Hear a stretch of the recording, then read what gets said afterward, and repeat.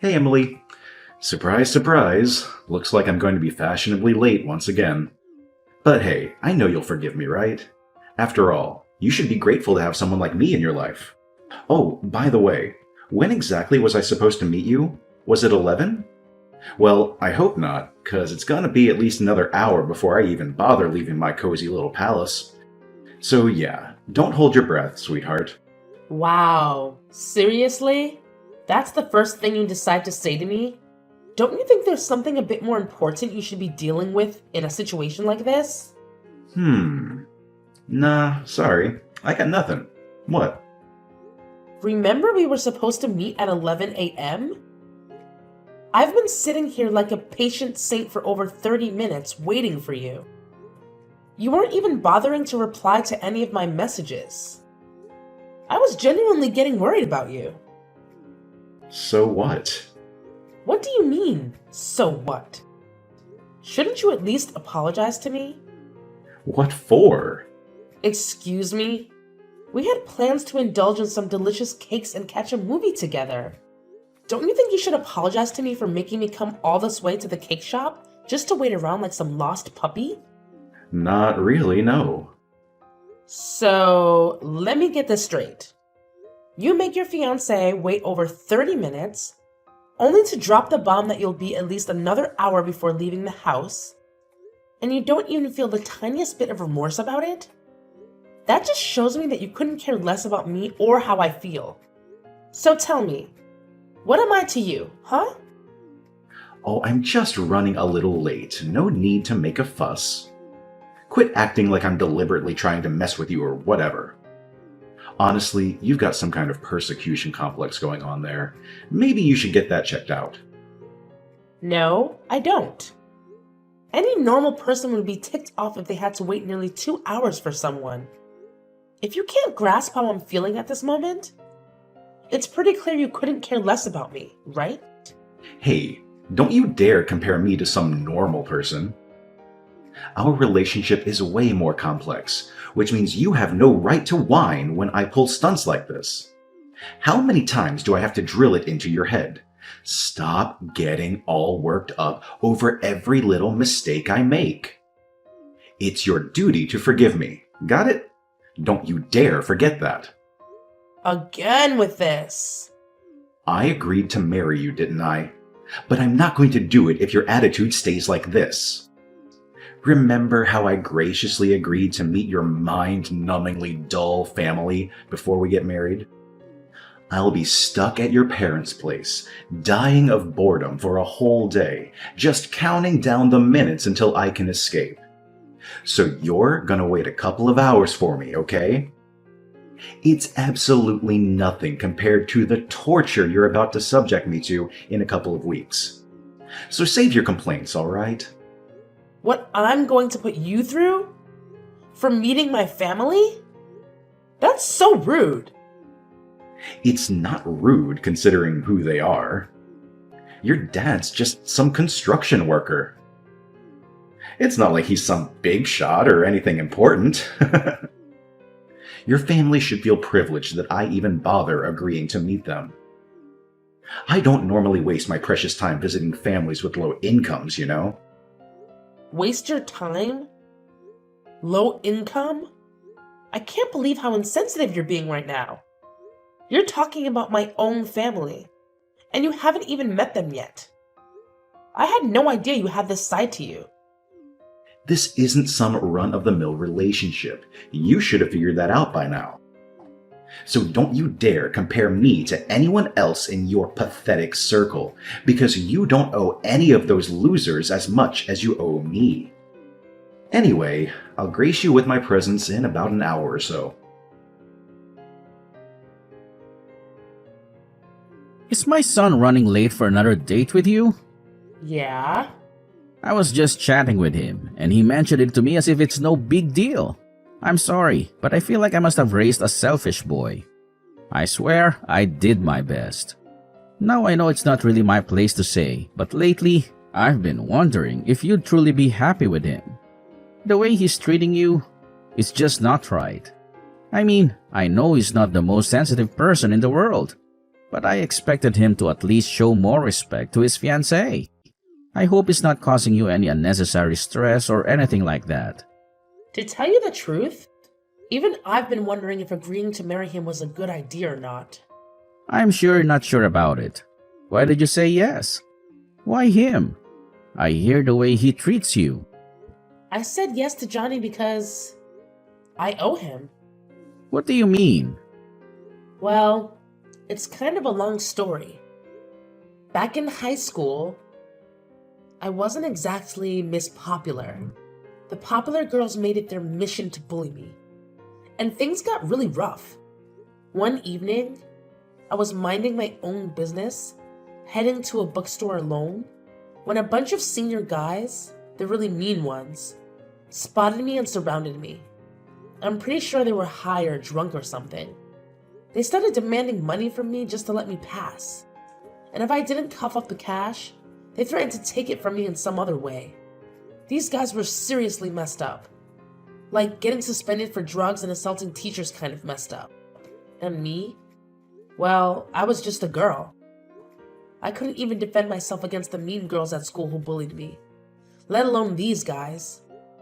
That night, they could have done anything to me. I tried fighting back to escape, but it only made them angrier. And they started hitting me. Oh my God. Johnny happened to be on his way home from a basketball game that night and witnessed the whole thing. He had his baseball bat with him and approached them from behind. Everything went down in a blur. I don't think any of those guys had any clue about what hit them or who was responsible. Johnny came to my rescue that night. I really think those guys were planning on taking more than just my money that night. I had no idea that happened. Johnny never told me. Like I said, those guys had no idea what hit them. Rumors spread around school that they got seriously messed up, but nobody knew the full story. Little did anyone know that Johnny was the one behind it all. It's like everyone thought I had some secret ninja skills or something because nobody dared to mess with me at school after that incident. Johnny didn't just save me that night. He completely transformed my school life. No more teasing or bullying. If Johnny hadn't been there, things could have turned out way worse. I owe Johnny big time. Maybe even my life. I see. Johnny was a pretty wild kid himself. It doesn't surprise me that he jumped into a fight, coming up behind some guys when he had a bat. Well, if he did it to save someone, I can't really complain. Back in the day, I didn't even know Johnny. He's a few years older than me and didn't go to my high school. After that crazy night, I was too shaken up to say much to him. And we never crossed paths again. Well, not until years later, after I finished college. One of my buddies dragged me to a club, and there he was, Johnny. I recognized him right away. He was the guy who saved me back in high school. Funny thing is, he didn't remember me. I guess I've changed a lot since the last time he saw me. But you know what? When he came to my rescue that night years ago, and now seeing him again, I couldn't help but think it was fate. That's why I wanted to be with him. I had no idea about any of this. And I had no idea you felt that way about my son. But lately, I've been having doubts about being with Johnny. There are times when I feel like he's using me or not reciprocating my feelings. Whenever he does something that ticks me off, if I dare speak up, he throws that knife in my face. It's like he expects me to forgive every single thing he does just because of what he did for me that one time. I'm really sorry, Emily. I had no idea that my son helped you like that back then, and I had no clue he was using it against you all this time in your relationship. You see, I had a tough life, and I didn't want my son to experience the same hardships. So I've been lenient with him and given him everything he wanted. I never realized it would turn him into someone who uses a single good deed as an excuse to get away with all the bad things he does to others. Yeah. He doesn't seem to care about your feelings at all. He's using what he did years ago as an excuse to treat you like garbage and get away with it. He only cares about himself. God, he's just like I was when I was his age. I should have seen this earlier. I guess I was hoping he'd change like I did. You used to be like that? What made you change? I messed up really bad at work, but the owner of one of my clients' firms helped me. What do you mean you messed up? I did something really stupid, and nobody was ready to cover for me. I thought my life was done for. But you won't believe what went down. The client I tried to pull a fast one on, the boss of his company, reached out to me. He said he'd forget the whole mess if I promised to never pull a stunt like that again. All he wanted was for me to stick to the right path from then on. So I made a deal. That's all it took? Isn't it weird how things work out? I could have easily lied to that guy, saying I'd changed without actually doing a thing. Most folks would laugh it off, feeling lucky they dodged a bullet and continue being their old selves. But something shifted in me. I couldn't figure out why he helped me without gaining anything in return. See, I used to think successful business people had to be ruthless, no exceptions. But this dude showed me that you can be kind and still make it big. So I decided to give it a shot. I started building more business connections, making friends along the way. Before long, I had my own company up and running, and it's doing well. It may not be as massive as his, but it's big enough that I can provide Johnny with everything he desires, and money isn't an issue for me. So that's how you got your company off the ground? It was the experience that changed me. I was kind of hoping that it would be Johnny's marriage that changed him. Maybe when he gets to meet your family and realizes how nice they are. I don't know. I just hope he starts being nicer to you. You deserve it, and he shouldn't be treating you like this. I'll tell you what. Give Johnny another chance. See how it goes when he meets your family. And I'll give him one more chance to change too. It pains me to see how insensitive he's being to you. If he messes up again, I don't think I'll be able to forgive him. And don't think for a second that you have to either, okay? Okay. Maybe when he meets my family and sees where I come from, something will click in him. I'll give him another chance to turn things around. I still believe it was fate that brought us together. Thanks, Mr. Brandon. I'll let you know how it goes. Where are you? We should have been there by now. What the heck are you doing? Give me a break. I just woke up. You what? I went out drinking with some friends last night, and I got home really late. I had the worst hangover this morning, and I was hoping I could sleep it off. I went back to bed, and, well, let's just say your annoying texts woke me up again. I can't believe you. You knew we were going to meet my family today. Why did you go out drinking last night? That was today? I totally forgot. For some reason, I was thinking that was next week.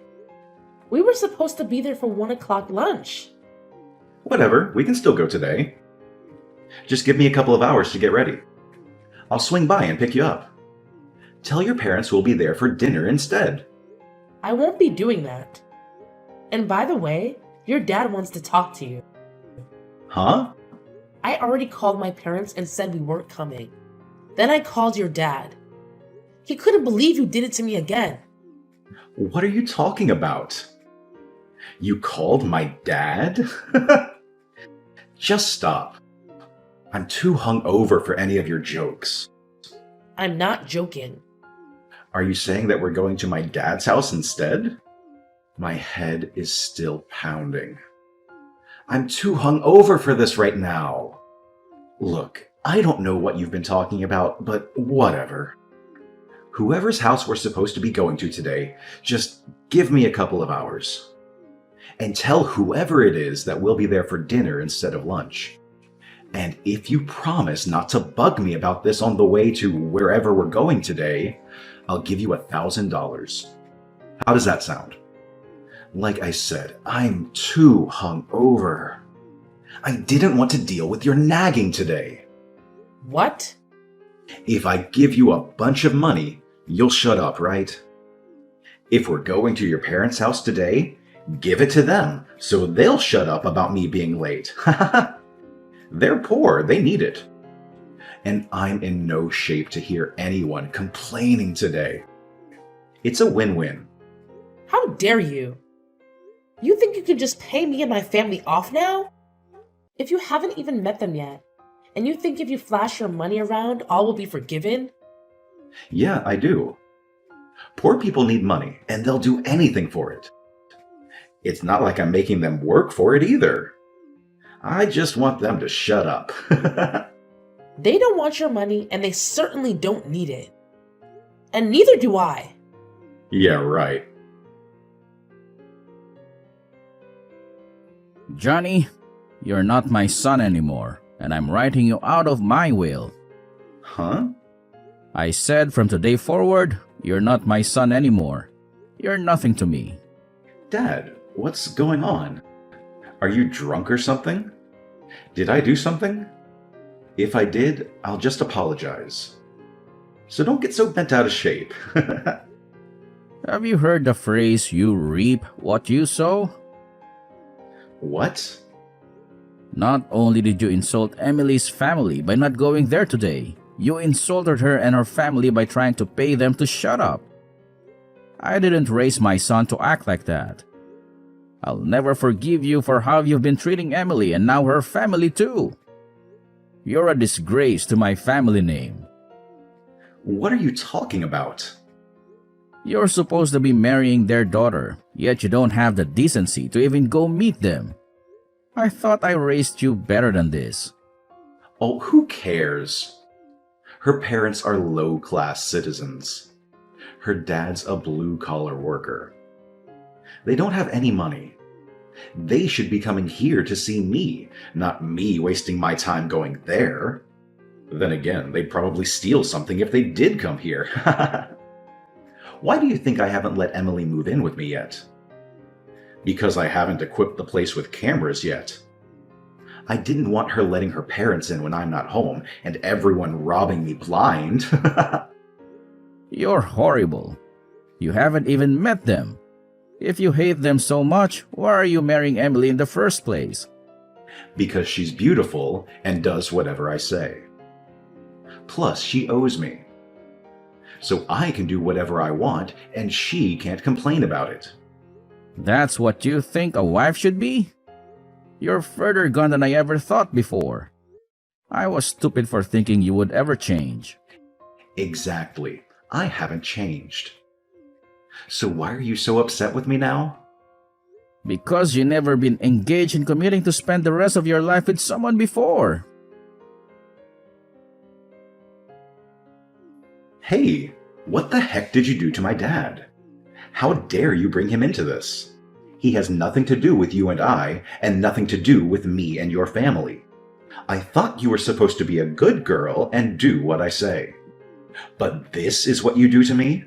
Is that what you expected from me? I gave you everything.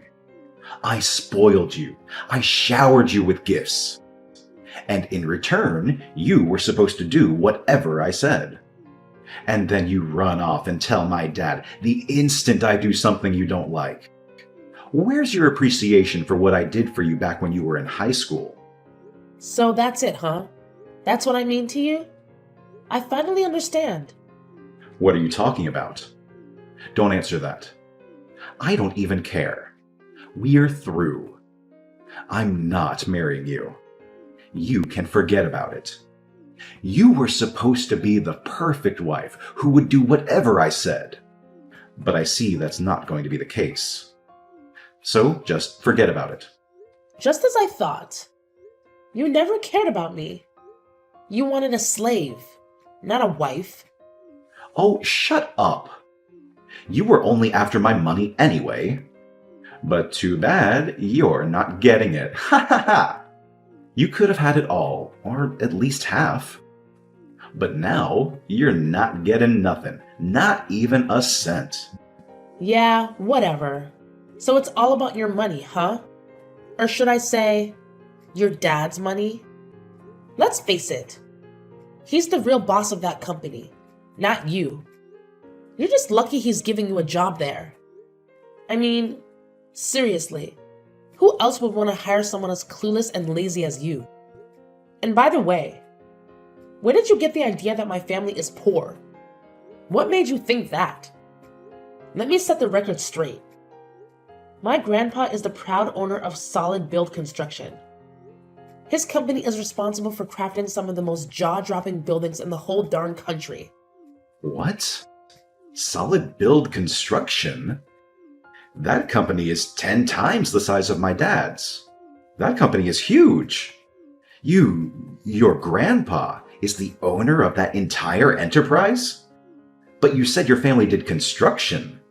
I thought your dad ran a crane or something. I didn't say he was a construction worker. I said he worked in construction. He works in the head office for my grandpa's construction company. If you ever would have met my dad, you would have seen that he's a small guy. He's never done construction in his life. He doesn't swing a sledgehammer. He pushes pencils. And you definitely wouldn't have thought he was poor if you saw his mansion and collection of cars. My dad's the company president now that my grandpa's retired. What? You can't be serious. My dad was really looking forward to meeting you. He was hoping when we got married that you'd come work for him at the head office. Then all this happened. It's impossible now. We're not getting married anymore. You said so yourself. Just hang on a second there. Let's not get ahead of ourselves. I never said we weren't getting married. I mean, I didn't say anything like that to your dad, at least. But I did. I told him what you said to me. My dad doesn't want anyone marrying me just for his company and money. He thought it was cute how you had no idea who he was and you were still interested in me. But like you said, the marriage is off, isn't it? I understand. Wait. I apologize for saying those terrible things about your family. I had no idea who they were. I apologize from the bottom of my heart. I'd loved you ever since we first met. But you were in high school then, and I knew it wouldn't work out at the time. But then you found me again. It's true love. I love you so much. I want to marry you. Let's call off the calling off of the marriage. You just don't get it, do you? Huh? You don't understand anything. The only thing I ever wanted to hear from you occasionally was sorry.